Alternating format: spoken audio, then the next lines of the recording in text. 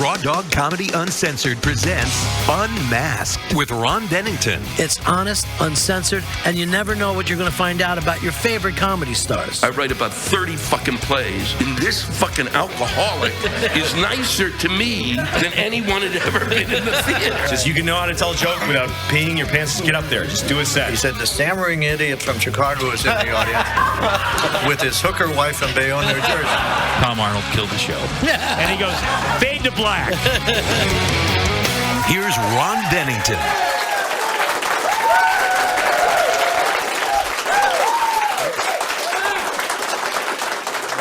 Jimmy Fallon here with us tonight. How are you, buddy? Doing great. Thanks for having me, man. It's literally the career. I thought you were shaking my hand. No, I was just. That's how you talk. You're very. yeah. You talk with your hands. Well, it's kind of an Italian thing, but I'm not Italian. What are you? I'm Irish. Like Well, yourself. really? Well, actually, I think there's more English, but who wants to go around saying that? I know. You know. So if you couldn't, you couldn't see if you're listening, but or whatever, you can see it. But yeah, your hand went out there, so I thought you were. It's great to start with one uncomfortable moment. Oh, it's gonna go one on top of the other. I made a career off of it, so why not? Why stop now? Well, it's funny that you said that because I saw the audition tape that you did for Saturday Night Live. Oh gosh. And it seemed like when you're in character, really, really confident in those days. But then as soon as you went into yourself, you just start to mumble, okay, here's the next character. It's That is weird. That is Yeah. weird. I here's the don't next know where that character. came from. I think I did the Groundlings. I was trained out there in Los Angeles. It was like an improv troupe out there.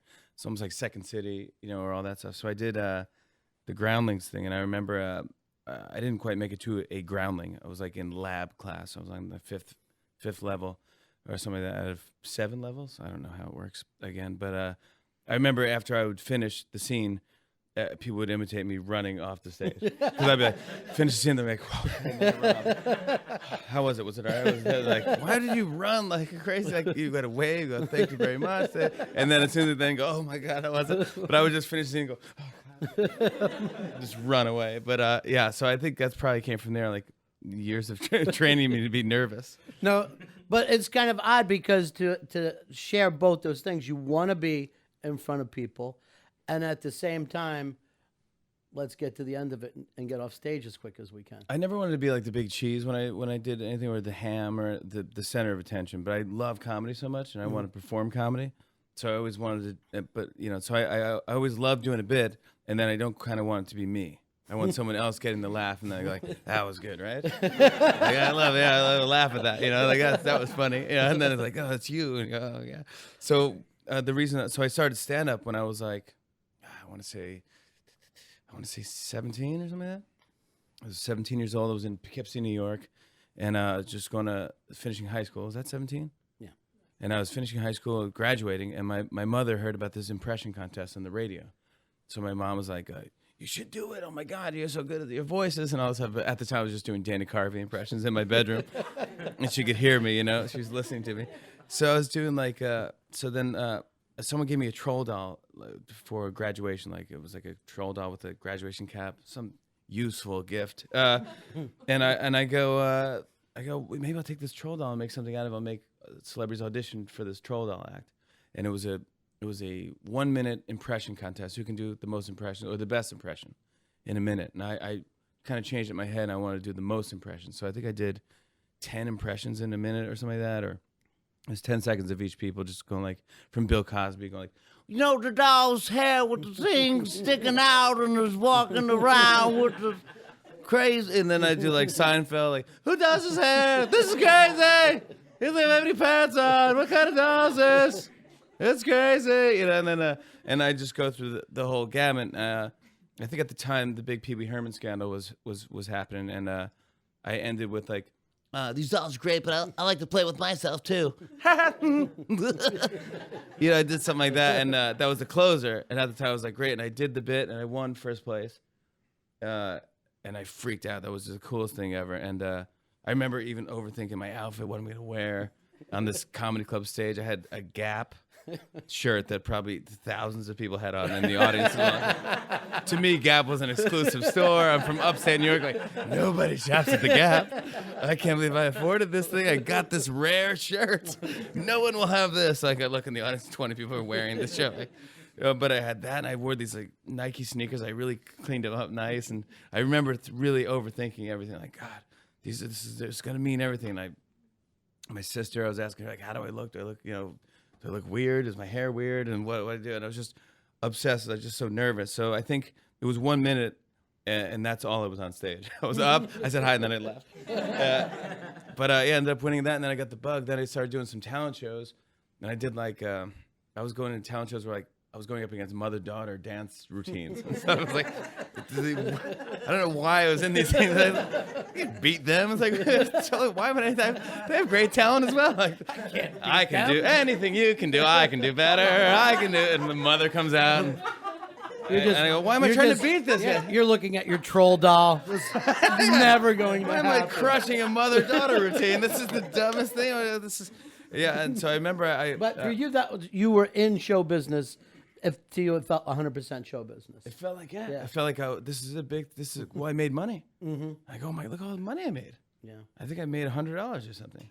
Just for 1 minute. I make $100 a minute. I should go to 42nd Street and third. I mean, I was like, that's insane. That's a great gig. So as a 17-year-old, that's like crazy. You go, this doesn't make any sense. Well, the thing that you got too that you rode all the way up to that was just also having that gene that you could do impressions. You know what I mean? Not everybody can do impressions. Most people end up doing impressions of other impressionists, Yeah. But to just be able to find that voice had to be kind of a lucky break for a kid to start playing that game. I'd probably say it's my Irish background. My parents, like, they would have these parties all the time. And like, my grandparents would come over and their friends would come over and everyone would just have drinks and there'd be a microphone. And people would sing songs and they do bits and like it was normal to me. But then my friends would come over and go, "What the hell is wrong with your parents?" Like, their parents are so weird, man. Like, what? This is normal, And they do scenes for movies. My dad would do The Godfather. My dad would put like an orange rind in his mouth and like do The Godfather and talk like that all the time. And so I think everyone was always performers in my house, always doing something. It was because there was no TV? There was some reason? No, we had TV. Yeah. Trust me, I had to hold the antenna while they watched all the channels. Yeah, we had a TV with the pliers for the clicker, everything. The family just likes to perform. Yeah, I think it is. It's just everyone just wants to get a good laugh and that's what it's all about. A good cry as well, because that's Irish people. Sure. Like, we start laughing. At the end of the night, there's a fight and someone's crying. Yeah, it comes to full circle. The amount of emotions in an Irish party. Yeah. Oh man, that's why Irish people love funerals. Like, that's a party. It's like, no, it's a sad thing. Like, which one isn't a sad thing? Well, what's awful is then after growing up that way, you go to someone else's religion, one of their wakes, and you just start hitting booze, and everyone's like, easy. Yeah, this Shiv is a totally different thing. We just sit here in the house. We don't leave the house.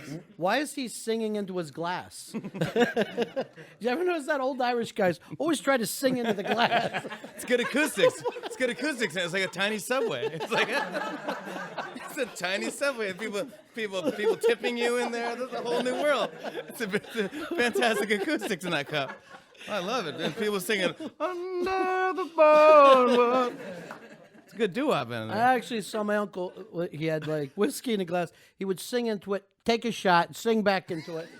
Just going, stop it. Doing different sound effects. Like the Michael Winslow of Irish singers. Wow, there's a name I didn't think would come up today, Michael Winslow. You really were a comedy nerd. I love comedy. I grew up. There was that comedy boom in the '80s where there was shows on Fox, and when Fox wasn't even Fox. I mean, this is when Fox was just trying stuff. Like Arsenio was a big thing, and you're like, no one could get it. Like I would tune it in like a radio station, this little TV set, to get Fox. Fox 23 was where I was, and I'd watch that, and like, but they would have these hour-long comedian specials, and like there was a Caroline's had a special where Carol Leifer hosted. You remember that? And so I used to tape all these comedians just doing bits, and in the 80s, it was almost like the way the songs were in the 80s. It was almost like a one-off, like a one-hit, and then you don't hear them again. Right.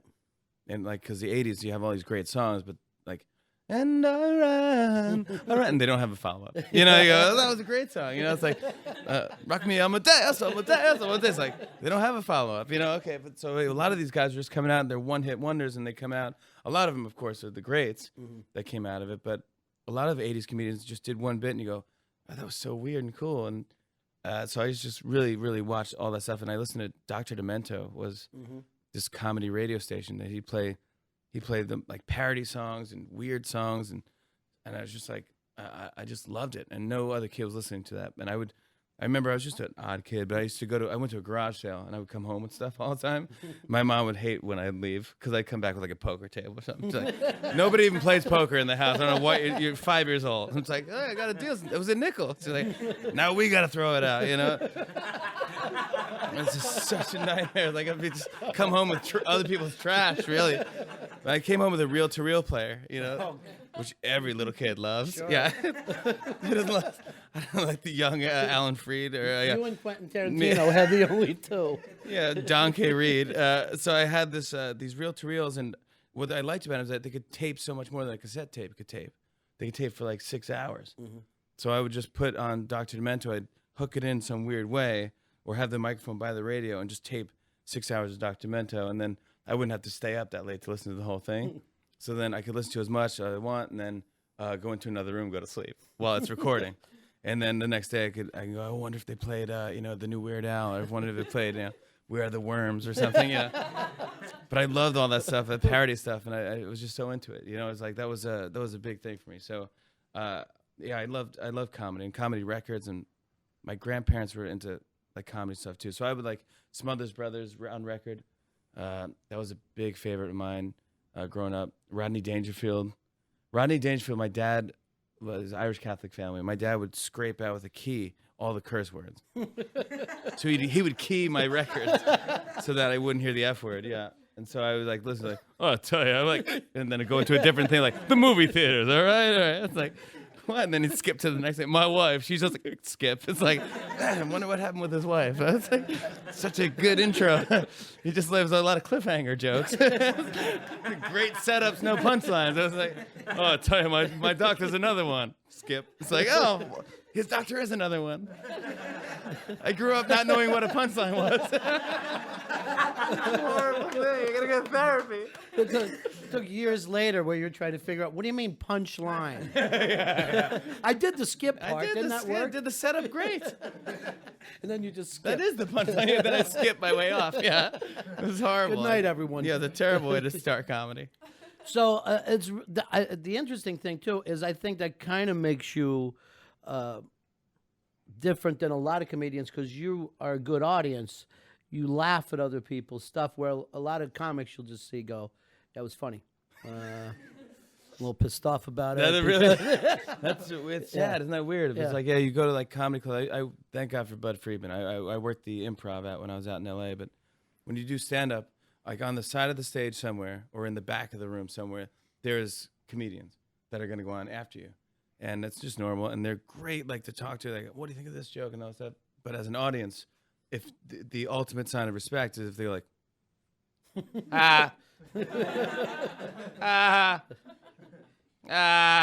they just like make noises, just like Paul Schaefer does on Letterman. You know, Paul Schaefer's like, going, It's like, that's good. That's a good thing. Like, oh, I heard that guy's killed. Yeah, I killed. And like, the audience didn't like me at all, but I heard like 3 ahs. That was great. Like. And my wife doesn't understand that at all. She hates it. So when we first started dating, I would do that. I'd be like, She'd go, will you stop that? That is so rude. Like, what are you doing? He's telling jokes. He's trying his hardest. And I'm like, no, that's a sign of respect. I thought that was a great bit. Like, you just moan like a goat. It's like getting injured. It's like, well, whatever. But yeah, it is tricky. And like comedians, like, did you see Funny People? Yeah. It's like, it's interesting how Funny People, that movie, I liked it a lot. Where people... The other comedians are kind of jealous of other comedians, and they don't like it. If someone, like, someone just gets a laugh out of something, you're like, who cares? Like, that's guy's a guitar act. He needs a guitar. He's not funny without a guitar. It's like, who cares? He's getting laughs. Like, why do you care? And then if you're going on after him, like the one thing I never understood was that when I did stand-up is that if like, say, like, everyone would be like, oh, HBO's here to see so-and-so. oh my gosh, or NBC's here to see the Tonight Show's here to see blah blah blah. I'm like, oh, I wish I could get that break. And then that person leaves the stage, the comedian leaves, and they go on next. The Tonight Show people are still in the audience. Right. They're still there watching. It's not like they shut their eyes and ears off. It's like, but this person's so worked up about how the other person's a jerk, so they're like, I can't believe that, man. They'll never have me on. And it's like, you're right in front of the Tonight Show right now. Like, go for it, man. Score. Like, and like, that's always the thing. Like, I always remember that. And I was like, well, I'm just always going to try my best, no matter what. Even if I don't have anyone there to see me, just so that in case they stay an extra 5 minutes, because they stay for the next guy, I'm the next guy. So they see me up there and I do an impression of somebody or tell a joke about something. They go, oh yeah, I remember that guy. Like, how about the guy that was? Because I remember one time I shaved on stage. Cause I was just desperate for work, and I was on to show my range. So I went up. I had a beard. I had like as much as I could grow. I was like 23 or 22 or something like that, and I had a beard, and it was patchy and awful. It was like old Springsteen beard. It was like a Wild, Innocent, East Street Shuffle type of beard. And I had the beard, and I was just talking. I said, well, I just want to show you my range of, what I could play. I could play older. I could play a thug. I could play whatever. And then I just started talking. I had shaving cream in a bowl with water, and I just shaved my beard off as I was going, as I was doing my act. And it didn't make my act funnier, but I was like, I wonder if that would help me get, and it did not at all. I was like, idiot. Like, you should have just told your jokes and be funny. You were Andy Kaufman for a few short moments. Tried as hard. I was looking for his comedy style. I started going, I was trying everyone's style. I was ripping off everybody. It was a nightmare. You're kind of lucky it didn't work, or else you could probably only work once a month. You know, just got to grow the beard back. Yeah, exactly. Completely. I didn't think about that. I just get some fake cotton candy beard to put on every night before I go. Like, I wish I never invented this beard bit. It's taken off. Everyone's doing it.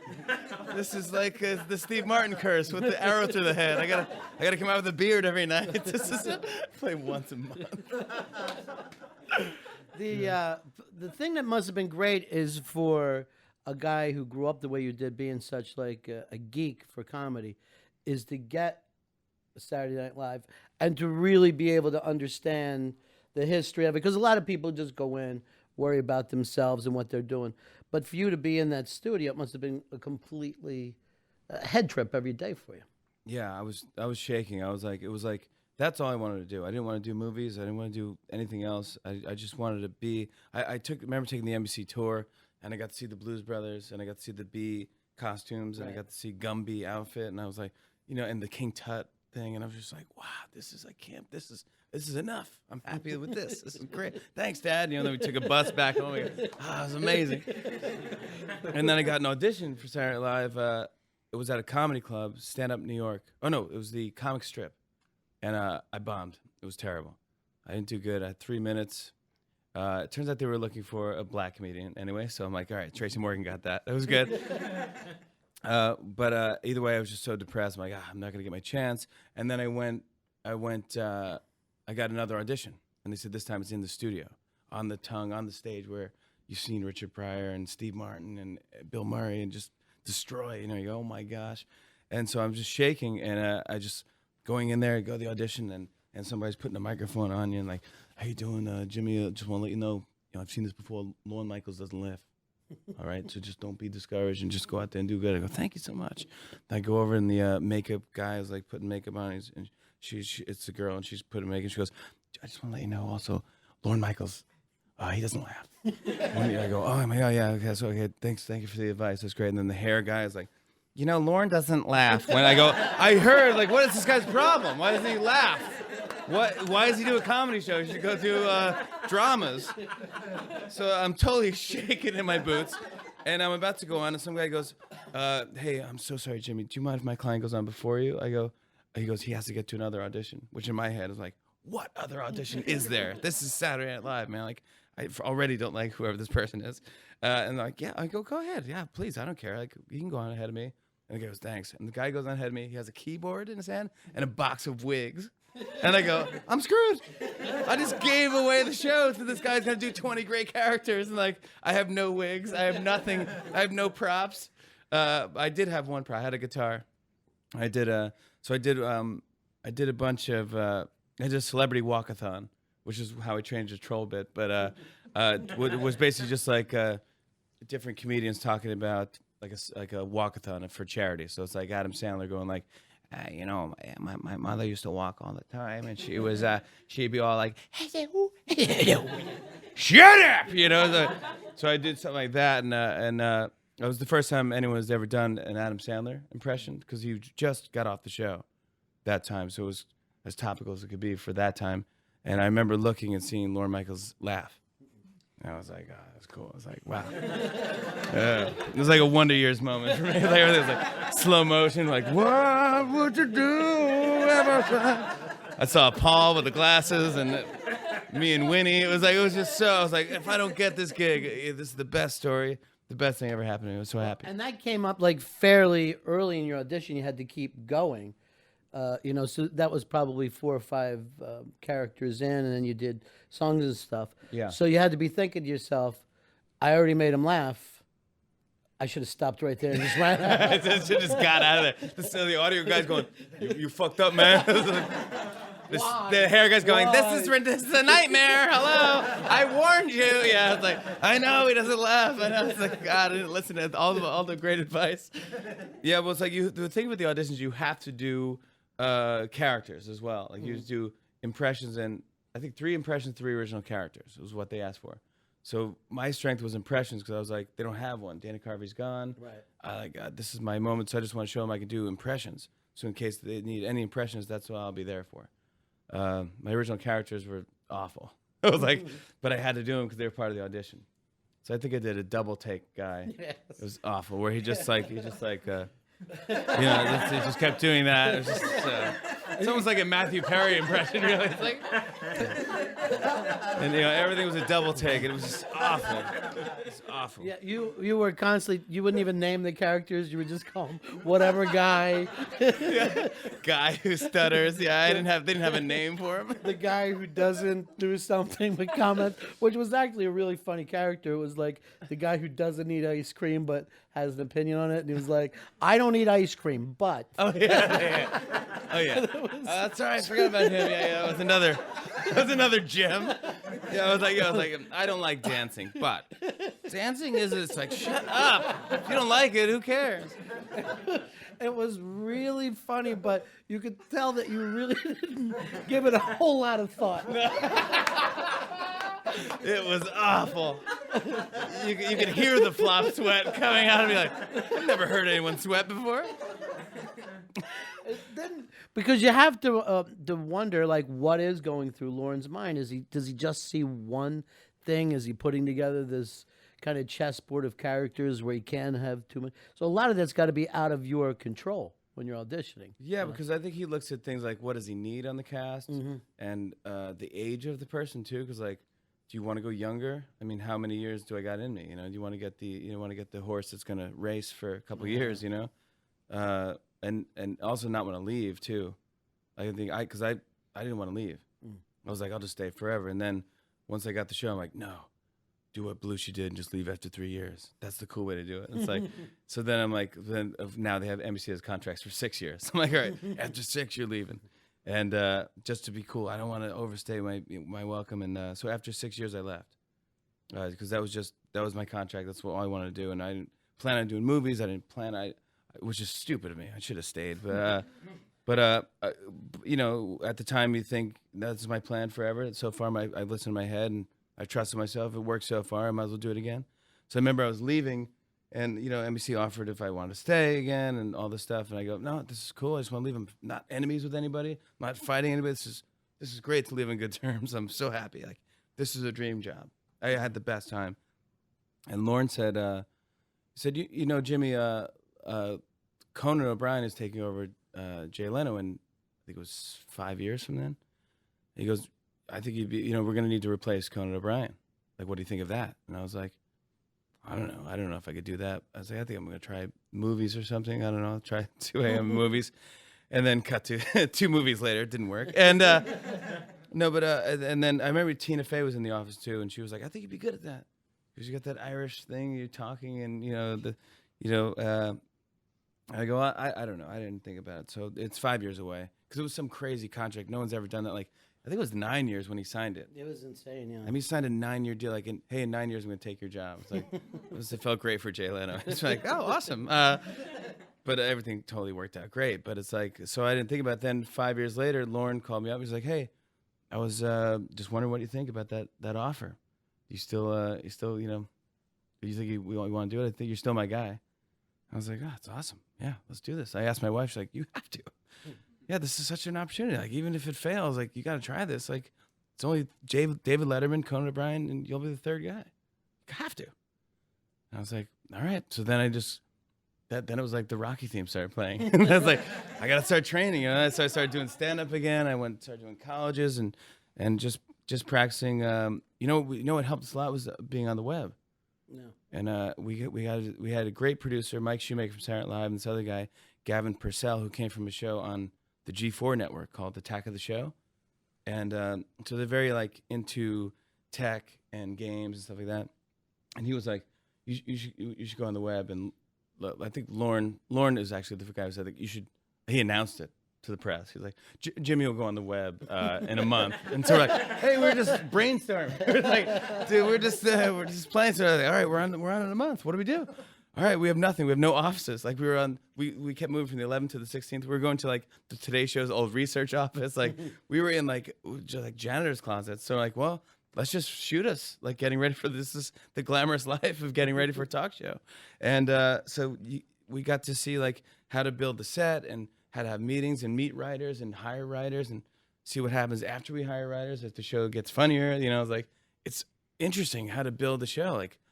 You need writers. Right. You definitely need writers. The interesting thing is that would have been the favorite thing of all for the kid that you were at one time. You would have loved to watch that backstage thing grow up. So you were already playing to the kind of kids that you were when you were younger. Yeah, that's true. I would have loved that. I mean, that's like if Dr. Demento would have shown just him going around and like what he does before he goes on the air. Yeah. I'd be freaking out. But there was no internet when I was growing up. Yeah, it's a major difference now where everybody kind of knows how show business works. Where years ago, I mean, Johnny Carson, where does he go when the show's over? How do they put it together?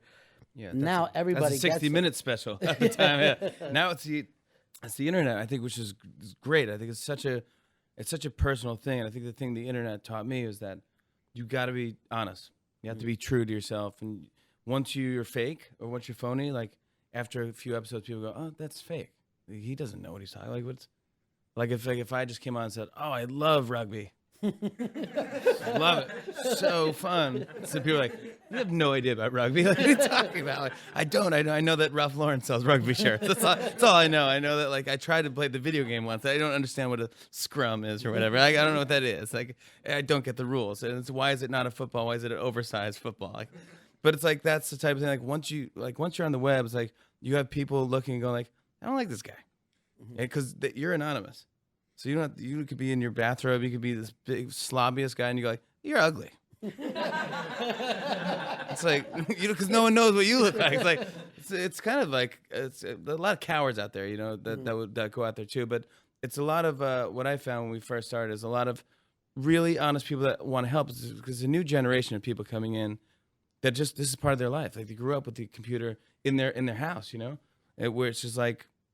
It's just normal. So they go like, "Hey, I like that thing," or "I wouldn't do that if I were you anymore." But it's constructive criticism, and I like that. It's not like you're a douche, and it's like, God, it's like you're a douche. How do you turn that on and off? How do you go? Here's something that's constructive. Maybe I should make some changes. To, you know, they're just attacking you personally for stuff that you know is ridiculous. I think once they see that you listen to them, it changes everything. Because if you don't listen to them at all, they'll just keep hitting you with "you're a jerk, you're ugly, you're this," just because trying to get you mad or something like that. But if you listen to them and go like, "All right, yeah, you know, we won't do that bit anymore," or like we had to choose our logo. We had 3 different logos. We go, which one do you guys think? We'll choose it from you guys. And they all voted for the one. Thank God I liked too. So I'm like, yes, I was lobbying a little bit, but yeah, they went for this. So they picked the logo. So it's like stuff like that, and you go like, which chair should I sit in? There's this chair or this chair? And they go, and we made websites for each chair. It was so dumb. It was a big waste of time, but people like it was just dumb, and we had like backstories about the chair and stuff. Like this chair fought in World War II, and so they picked the chair that they liked. Oh, I like that. I think we named them Merman Wood Times, and they picked Merman Wood Times. That's the one I said in now. So are you paying attention to how many hits and all that you get? And it's not just the ratings for your TV show, but are you paying attention to the website is now hot? Or Yeah, well now we Twitter? have bloggers hired. Like we didn't have anybody hired. Like it was so interesting. Like, if you watch the original episodes, it's hard for you to watch. It's like watching my audition. But it's like it was just us. It was just me and Gavin was holding the camera. The producer was holding the camera and editing it on his computer. Like so we did everything just ourselves. I think it was like 3 of us total, no writers, and now it's like we have 3 bloggers with 2 helpers, so they have like 5 people working on the website. We won an Emmy for the website because it's great, and they're just doing their own thing like with me, like but they're just geniuses.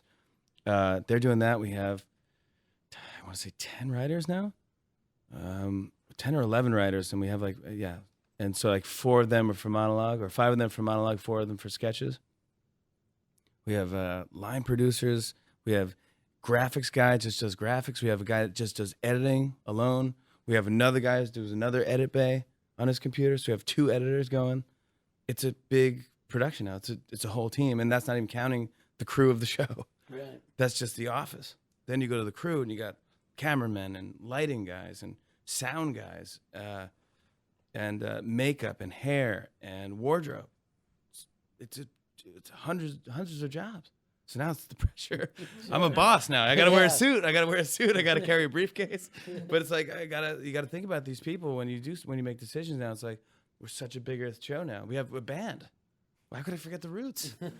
got to take care of the Roots. You got to who by the way, that was just a lucky thing we stepped into. Well, I don't think that anyone's ever done it before where they brought in a full band and said, this is our band. Normally you just put a band leader that puts the band together for the show. But the Roots were already, popular. And I was thinking about that. I was thinking like who would be my guy? Who would be my Max Weinberg? Who would be my Paul Schaefer? And I was thinking about it. I'm like, I was just lost. But I had a list of like just crazy people. You just go like I look at it now. I'm like, oh my gosh, how could I think about that? But the Roots is such a long shot. I was talking to my friend Neil Brennan, who did the Chappelle show, and he was like, "Who are you gonna get for your band?" And I go, "I don't know." I go, I'm trying to think. He goes, "You should get the Roots." I go, "You think the Roots would do it?" And he goes, No, but they might know somebody who would do it. I was like, oh. So I call and so I emailed their manager Richard. I'm like, "Hey, my name's Jimmy Fallon. I'm taking over for Conan O'Brien, and I'm just wondering if we could talk about maybe the Roots being the house band. I'm a big fan of them, and or if you have any ideas on who could help me. Maybe if someone wants to, if you know someone else." And I didn't hear back from him for 3 months. So I go, okay, that's a no. Yeah, I can take that. I can take a rejection. And then another month later, they emailed me back and said, "Hey, we just came back from France. Let's sit down and talk." I said, "All right." Oh my God, they're gonna talk. I'm like, "What? We have a meeting with the Roots." So like, oh my God. And then so NBC at the time were just like, "Yeah, we don't know. Maybe the Roots. We don't know. Like, they might be urban. Maybe. Why don't you look at these other guys?" I go, "You don't understand. This is insane. This is a meeting we'll never get. This is off the charts." And like, "Yeah, maybe. But check out this guy here. We have a deal with him." I'm like, "No, I must." So we met with Questlove, who was Amir Thompson, and Tariq, who was also Black Thought of Questlove. That's their rap names. So I met with Questlove and Tariq, and we're sitting and their managers, and we met in Lauren's office. And so I met in there, and so I just started talking to him, and I gave him the whole pitch. I said, "Look, there'll never be a house band like this ever. You'll raise the bar of what a house band is. You're the only band out there that can play with Tony Bennett and play with Jay-Z and make it sound normal. I mean, like there is no band like the Roots. I mean, they do that. They play with Mick Jagger. They play with, Talib Kweli. They switch it up. It's seamlessly. There's no band like them." I go, "And also, you're really close to Philly. So you can go home on a train, it's like if you want to." And that's the one, I think that's where they had like, wait, we can stay by Philly. And Questlove said to me, he goes, he's the drummer, and he goes, I have 2 questions. I go, yeah. He goes, so say like, he's like, say like Sheila E.'s in town, or say like, who did he say it was in town? I can't remember now. Say like Herbie Hancock is in town. Like, can he play with the band like for a night? And I was like, if Herbie Hancock wants, I'll get him an apartment in the city. Like, yeah, see, what are you talking about? Like, because he's like, it's hard for those guys to get gigs on normal shows, and they're talented musicians, and we'd love to give back to our world too. I was like, totally. He's like, my other question is, if this is Lorne Michaels' office, where's the popcorn? I was like, he's a fan of comedy. I was like, this guy's the greatest. So we hit it off, and then we went out to Philly and hung out with those guys and talked to them, and then just it started a relationship, And they're always doing these late night shows in the city after. Yeah, they're your perfect show. for New They're York just City. Constantly playing. They're perfect for New York City. They're like, they don't go to bed. Yeah. Yeah, it's like we stop taping, they're off to a gig. They're doing a resident at Highline Ballroom, or they go to they actually go to like LA on the weekends. They go to London on the weekends. They still tour. They're crazy. They tour more than anybody. They're touring. I'm doing stand up at the same time. Just so we both get back on Monday. We're exhausted. We're like, you ready for another week? Yeah, absolutely. But it's so good for the city too, because they fit in perfect. Like, they love entertaining. They love music. They love playing their audiophiles. They love it. They like, if I go, do you want to do a country song? They go, yeah, whatever. Let's figure it out. I don't care. Like, I had this idea. I'm like, do you want to be on the float for the Macy's Thanksgiving Day Parade? They're like, I guess so. And I'm like, we got it. We got the float. We're on the float. And they're like, okay. I'm more excited about it, but like, they're looking for it. So we're going to do some Christmas medley on the float this year. The Roots are like, how do we get into this mess? Well, I've seen you do stuff like that around town too, at Carnegie Hall last year for the Christmas show with the McGarrigle family Christmas. I was there. What a talented family. Oh, it's amazing. But it was such a traditional show that when you came walking out, I'm like, okay, he's going to take it a different direction. But you just hopped in with them, man. Yeah, absolutely. They love the family. Yeah, I'm like, yeah. I don't care if I'm not talented. I'll sing. It's like, Ave Maria. They're like, all right, we're not inviting this guy back. Yeah. But those kind of shows, I saw you, I guess it wasn't that long after 9/11, in Tribeca Film Festival. It was like Bowie and Counting Crows and all different people. And you came out and did a set there as well. So you'll go to all different kind of audiences. Yeah, absolutely. Yeah, I love challenging myself too, and I love the city because it's so diverse. Mm-hmm. And you just go around anywhere. I love like casinos. It's such a different audience than if you go to a comedy club. Mm-hmm. It's just totally different audience. Like, some casinos aren't even there. They don't like you. They don't like. They're pissed off. They just lost $500. So like, make me laugh. Like, this sucks. Like, they were not happy to be anywhere. I could be Rob Williams. They wouldn't be happy. They'd be like, this just sucks, man. So it's like, but it's you got to, if you win them over, it's such a thing. At the end, you feel like you just fought a fight or ran a race. You're like sweating. You're like, how was it? That was great. I got in there. It was the 3rd round. I thought I was going down, but then I came back. It is exciting, and I think the city's perfect for our show and for the audience we're building, because it's almost like the iPod generation, I think, is who I'm kind of building around us, because everyone has an iPod, and you have like, over 500 songs in your iPod, and they're not all the same genre. They're not all by Carly Simon. They're not all by, it's like, but you got a couple of Carly Simon in there. You got a couple, Wu-Tang. You got something weird. You got some classical. So I think what's fun about our show is we can have George Jones on the night after we have Q-Tip on, the night after we have Shadows Fall, the most heaviest heavy metal band in the world, on. Like, people were freaking out. We had Shadows Fall. It was bad. Wow. It rattled the cages, man. People were just like, whoa, my gosh. But it's fun that way. Yeah, and it's better to make a mistake in that direction, I would think, than to go too far with it and go, all right, we got too diverse, we lost some of the audience, to rather give them that same show. Because that's what it seems like we get into in television now, is like, what is the most common denominator, and hit that every single time. Yeah, it's like, oh, we're just going to do nothing but country music. Right. It's like, then you're a country show. No. Which I don't mind. I like country music. I like hearing different music. Why not? It's like, let's go. This isn't your audience, but let's hear it. And five times out of 5, they've knocked it out of the park, country acts. And people are like, oh, they were great. So do you get any heat back from the network where they go, we want you to to play to a certain age group? I mean, let's say if you bring Tony Bennett out there, like, well, that's not exactly the demos that we're looking for. We're on too late for them. They're not worried about us at all. Yeah. The least of their worries now. Yeah, they're just like, please. We're on 12:30. It's kind of like you can play. Well, when Conan came on, he was when he got that gig, it seemed like he was under a lot more scrutiny and a lot more pressure. That only Letterman had done it before. I know that they didn't make his contract very long at first, and it seemed like the papers were on top of him. I don't know whether it was because you were already known before you did that show, but it seemed like people were more comfortable with you. I think that the ratings really helps. Yeah. You keep friends at the network. Yeah. So if Conan's ratings they were awful. Uh-huh. So people were getting yelled at and fired and stuff. People were losing jobs over it. So that's why the network was like, he's on Day Today and we don't know what to do and all that stuff. I think with me, I just came in and we had great numbers off the start. So it's like we just came in and started winning. So I think right now I think we're losing, but we were winning. Like we were just winning like every night. So with the transition with Conan and all that stuff, our numbers went down a couple points, which is a thing that we don't really worry about, but other people worry about. Sure. It's one of those things like you don't want to hear bad news, but people walk through the office and their face is like, hey.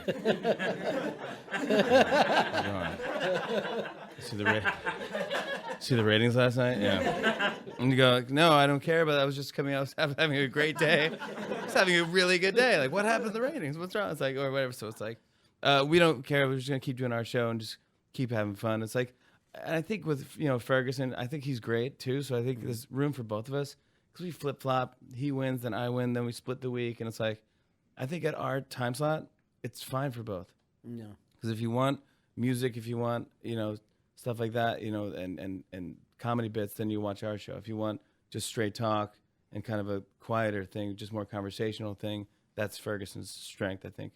He's really good at that. I think his monologues are killer. Yeah, he does something completely different. Yeah, it's like totally different show. From what you guys are doing or for what any of the shows are doing. It almost reminds me more of a morning show. His show is kind of so laid back. You guys seem like you're still aiming at show business. I like the monologue. I kind of old fashioned, but I do like when people come out and tell topical jokes about what happened that day. Of course, now I'm following Jay's jokes. We're following Conan's jokes.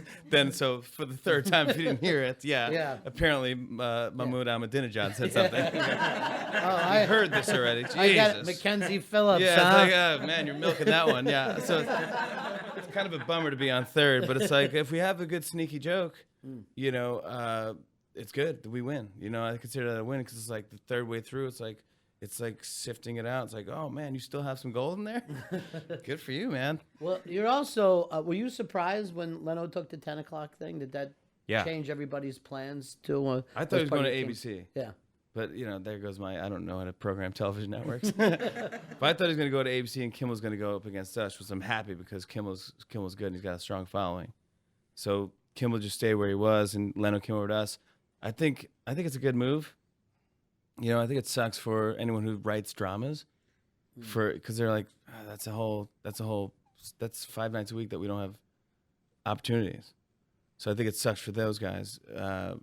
But there's also CBS, and there's also cables who's crushing in dramas. So there's places to take them, but it's a different way to go.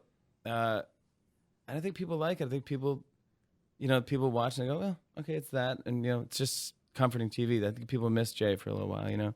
What about as far as guest booking? Does it change that, It's crazy. When they get a movie coming out? We have no problem at all. We haven't, knock on wood, but we haven't had one problem booking guests. Like we go like over the weekend, I was listening to Ride Like the Wind, the Christopher Cross song. Why wouldn't you be? Sure. Thank you. It's like, and I got such a long way to go. So I asked, hey, is Christopher Cross around? Could he come on? And they call Christopher Cross. They're like, yeah, he's coming on.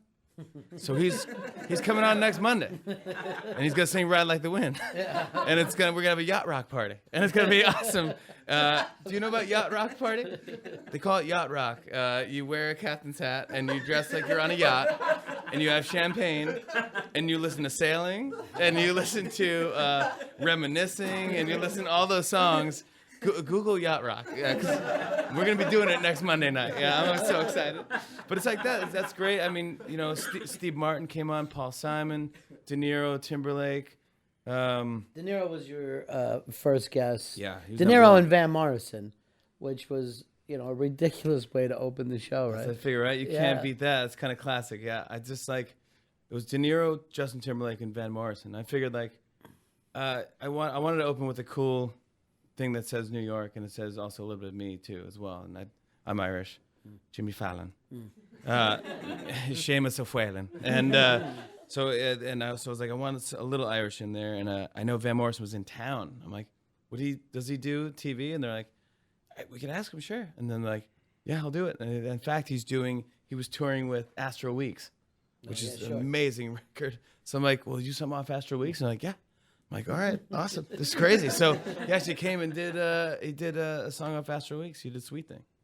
Yeah, and the strangest of that is nobody else is getting Van Morrison. I mean, you got him and no one else did. Yeah. So, but mainly because maybe the Tonight Show or Letterman would be like, well, can't he just do Moondance? You know what I'm saying? Like you guys you have that opportunity to let people do some weird things. Yeah, I think, and that's the thing at 12:30 at night. Like we want to experiment, we want to play, and like this one bit I had, this idea I had is that behind the band, I wanted kids to stand behind the band and like dance, almost like it's all like Soul Train or Ready Steady Go or some type of thing. And it's really fun. And we do it every night with every band. They come on, there's kids behind them who are fans of the band. They go on their MySpace page and they get different seats.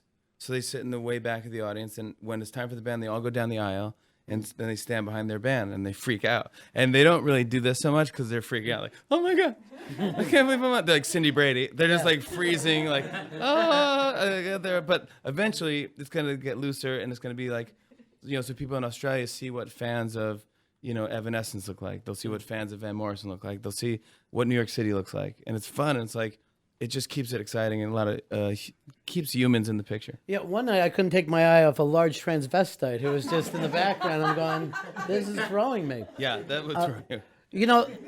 As we go through this, you have That's my wife, by the way. So I'm not insulted, but Wow. I'm not happy either. So Good I don't know news whether to for be him. happy or insulted. But large transvestite. I'll let her know you said that. The other thing about you is going through this is like, you're a really nice guy, and you seem to have fun with the whole thing. And I've met and talked to so many people who have done Saturday Night Live who just hysterical people who melted down under it, who weren't able to stand the pressure, came out of it really bitter. Talk shows have crushed people. There's got to be some kind of toughness in you to shake some of the stress off. I don't know what it is. I don't know. I think it's just like I like working. Yeah. Yeah, I really enjoy it. I like doing more things, and I love when the product is good. So I just love making more product and going, what do you think? I'm like, oh, you hate it? All right, I'll make this thing. Like, Yeah. I think that, but I always like that. And I guess maybe it's also like the Irish upbringing too, where it's like you get nothing for free. You're happy with an egg, a hard-boiled egg. You don't have to get Angela's ashes on you, but yeah, it's like you do have that thing where it's like you don't want nothing for free. I'll work. I'll get it. Like, don't worry about me. I'll be all right. I think it's a toughness that you just see. My parents weren't rich, and they weren't in the business, and so I was like, they made me work for everything, and I had a really tight family, and I think that helps a lot. You have to have a good, strong family. That's an interesting thing too, because there are guys, if they did Saturday Night Live, if they weren't really embraced within the first few months, they turned real bitter, and it's a tough place to get over that, right? I mean, you're constantly fighting. The tricky thing about Saturday Night Live is when you the summer breaks, because the summer breaks, all you do is you go home and you talk to your family. So all you hear about is how great your sketches were and how good you are. So you come back, and, hey, everyone's talking about my disco character. They really want to see more of it. It's like, no, your family was talking about your disco character. The world hated your disco character. Like, gosh, get over yourself. And you go like, oh yeah. Like it's so weird when you think about it. That's crazy. Like I'm not as big as I like in your own world. Everyone's talking about it. You're like, oh my God, everyone's talking about my new shoes. Everybody's talking about it. Oh my God, it's unbelievable. People are talking about my new shoes. And I was like, no, the 5 people in your office are talking about your shoes. No one cares right now. It's like you're living in your own world, and you go like, it's humbling, you know. And you go like, oh yeah. And then you go, once you see that, and you go, this is all like a team thing, and it's a long race. So you're just keep doing little jabs here and there like that, and eventually you'll be happy. Well, one of the things I never understood about that show is why put the host in so many of the sketches. I mean, it really works out if you got Steve Martin or Tom Hanks. But, you know, if you have a Tom Brady who's not really an entertainer, it seems like the show puts a lot of pressure. Or some of the younger performers, too, some of the people. They're like 19, 20. But isn't it funny to see people flop? Yeah. Yeah. He's a horrible actor. Huh? Yeah. It's kind of funny. The sketch is terrible. It is funny. For 35 years, we felt really superior watching people host that show. Yeah, I mean, American Idol is like the best parts of it, the people that don't make it. You're just like, you know, it's like you want to see people go like, oh, I'm not that bad. Yeah. You know, and then when they score, you go, hey, good for you. I was rooting for you. Are there any hosts that have done the show that you know coming in like this guy's gonna have trouble? Yeah. Yeah. You know, it's weird enough. Like it's always the guys you don't think. It's the lesser. It's not the huge celebrities, and it's usually a lot of what I saw is like a lot of people that are on TV because they know these sitcoms. They know how to score, and they get the laugh track, and they think like, I know how to do this, buddy. Don't tell me. You're gonna tell me how to walk in a room? Like, I don't know. So then he walks in the room and he freaks out and something falls. Like, what's going on? Can we cut? It's like, you're live, man. It's not like your sitcom. It's like, but then you get people like Robert De Niro or Christopher Walken or something like that, just like so polite and laughing and smiling. And De Niro laughs more than any human being on earth. Like, bangs the table. That's like, and banging, and everyone's like freaking out, like, oh my God. Scary, man. There's no way he's laughing that hard. I mean, but he really means it. He loves laughing, and it's like, God, this is great because we just had that TV guy that just like threw our sketch like out of the way, and like he appreciates the writing. And Christopher Walken's like, where's my mark? You know, and you give him his mark, and he hits his mark, and that's it. Like he's in and he's out, you know. And then he's a pro, and he's just like he looks to us because he's like, I don't know what I'm doing. This is your show. Right. You tell me what we're doing, you know. And so that's interesting when you get those people like that. You go like, oh, cool. Like it's always the bigger people that are just polite, patient, and professional. Yeah. I have 3 Ps. I should go on. I'm like Tony Little. I should be going to. This is part of my seminar. This is ridiculous. You're turning me into Tony Little. This is ridiculous. I'm not selling anything. Coaching hosts for the show. I know. I'm gonna Give get it like the 3 Ps. veneers. I'm gonna get like. We promised some of the folks here they could ask you some questions. Let's hear it for Jimmy Fallon, who's here tonight. Please, come on. Very good, man. I love it.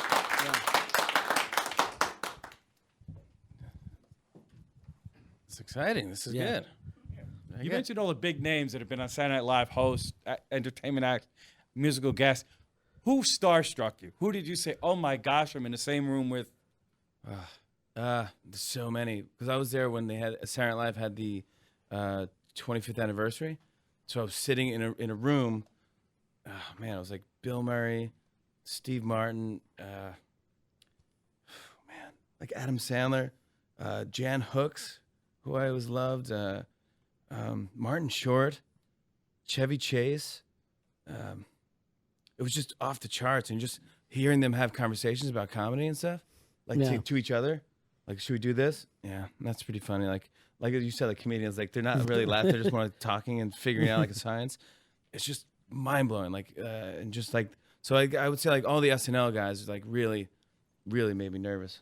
Like, because I grew up watching those people and just like seeing those guys. And I guess Lorne would have to be one of those people. I mean, if for somebody who knows the history. Still makes me a little nervous. Yeah. But, and he's like one of my closest. Like he's like a father to me now. Like I ask him advice about everything. Like even it has nothing to do with the show, like my life. If I'm renting a car, you know, Lorne, you know, like what do you think of this girl? You know, he's like, you know, she's a little crazy, and you know, it's like, but you know, have fun with her now and date, and then see. You know, like Lorne, I'm gonna rent a car. Like I always liked a Lexus. They're good on the road, but then it's like, you know, just always giving advice. You go, this guy's the best. Yeah. So that was such a peak night for you. reunion show, which was like for you, I guess, Hall of Fame night for a baseball guy. It was crazy. Yeah. Yeah, if you had to dream up a dream world, the dream night of your life, Yeah. that was it. I was like, sorry, if life is fake, if you want to get really, if you're making this whole thing up, man, I made up the greatest night ever. It was off the charts, and everyone was so nice. Out of all the great casts throughout the years, which one was your favorite? Oh, my cast, my year, that's absolutely, yeah, you can't. And your mom agrees. Absolutely, my whole family loves my dad. Absolutely, yeah. I guess I you know, they all have their great people. I love the years with Mike Myers and Phil Hartman and Dana Carvey and Kevin Nealon and Jan Hooks and Nora Dunn, like that, because that was the years I was in high school, and that was the years that really kind of made me who I am. Sure. So I think I watched that most. You know, Sweeney Sisters, Church Lady, and I would just watch all stuff. And Phil Hartman, Unfrozen Caveman Lawyer, and just watching these people and go like, oh, this is insane. This is fantastic. Like, I hope this doesn't go away. This is so good. Like, Wayne's World, like every other week there was a new thing that the world was saying. Like, well, isn't that special? You know, not gonna do it. Like, pump you up. And it was like, oh my God, this is too much, man. Like, you give me too many catchphrases. My head's gonna explode. Toons is the driving cat. It's just, God, I loved it. It was just, I just loved it, and I lived it, I breathed it, and that was like, I think they were probably my favorite in my head. And Sandler and Farley and those guys, they were another guys because they again influenced me, and like I just memorized their sketches. But your cast went on. So many people went on to have successful careers after. It's going to be probably remembered as one of the most successful. I had a great cast. We had Yeah. Tina Fey, Will Ferrell. And you were the post 9/11 cast too. You were the ones that brought that back up, which, you know, I'll never forget that night of the show coming back on. It was tough. It was just like, because we had all the rescue workers and firefighters on stage with Giuliani. It was really sad. Ugh. Just amazing. And Lorne Michaels had a good thing. He goes to Giuliani. He's like, "Well, can we be funny?" And Giuliani looked at him. He goes, "Why start now?" yeah. And then everyone started laughing. You go like, "Cool, all right, we're back. Which was actually really made me like Lorne even more, that he put himself out there as like maybe this old New York into present day New York, going through there. I thought that was really brilliant, and probably one of those things that for a New Yorker made you think, oh yeah, there's Lorne, he's okay with this. Yeah. There's Paul Simon. I thought it was really, really brilliant night of pulling that back together. I agree. I thought that was great. I also thought what Dave Letterman did too was just. If you've never seen that, Yeah, it was pretty amazing. you should Google that or YouTube that. That's a touching moment too. Hi, Jimmy. Great to see you. I'm just wondering, what would be the ultimate get for your talk show? The ultimate get for my talk show, I'd love to have the Queen of England, if anyone has her God. number. She is You have great. her email. She's fun, right? She's good. She's fun, right? Yeah. Here's my thing. She doesn't have to leave the palace. I can Skype. I can play the Wii over the internet. I want a Wii bowl with the Queen. It'd be great. That would be my ultimate get. Yeah. Or do with David Bowie. Go out to space on Richard Branson's rocket, and then just have him sing. Ziggy played guitar. That'd be Although great. after this crisscross yacht rock night, I'm not Get I'm not ready. sure if anybody can follow. that one. Yeah, I was gonna say, we're not sure if we can get Michael McDonald. So if not, we can have an impersonator maybe. And I got such a long way to go, such a long way to go. We're not sure if we can get him, but we'll get somebody like him maybe. I always had the feeling that it was just a one take. I don't think they just did the one take. And then they take walked care, he out. looped it, like didn't even look at each other. Yeah, completely. Either way, it's gonna be sick. I'm so excited to get. I think he's gonna do sailing for the web too. Oh, We're talking. It's gonna be a yacht rock extravaganza. If that's a word. I was wondering, what was it like writing a book with your sister? That was cool. It's like that was it's the best thing ever. It's amazing. My sister's funnier than I am. By far. She's smarter than I am too. So she's like she's a writer now, and we were both she was trying to get in she was going to graduate school in Boston, and I was in LA trying to be a comedian, and we were both depressed, and we would send each other emails trying to make each other laugh. And she just saved a lot of the emails that we were sending to each other, and she kept putting them in a Word document. And then when I got Saturday Night Live, she had all these things. We just kept adding to it. Like, hey, what if we could make a book called "I Hate This Place," the Pessimist Guide to Life? And so it was all like, because we're really not pessimistic, but we're just making each other laugh. And we just put it together, and we hooked up with some book company, and they actually released our book, and I got to go to like Barnes and Noble signings with my sister, and it was like, it was awesome.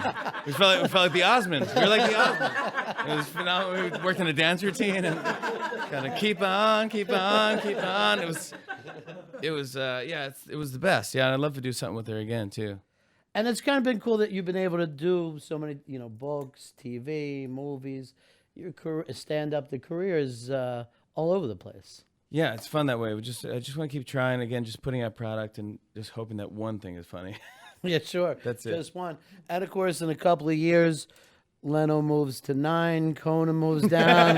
You get the Tonight Show. I've been doing, yeah. Continued success. Jimmy Fallon, everybody.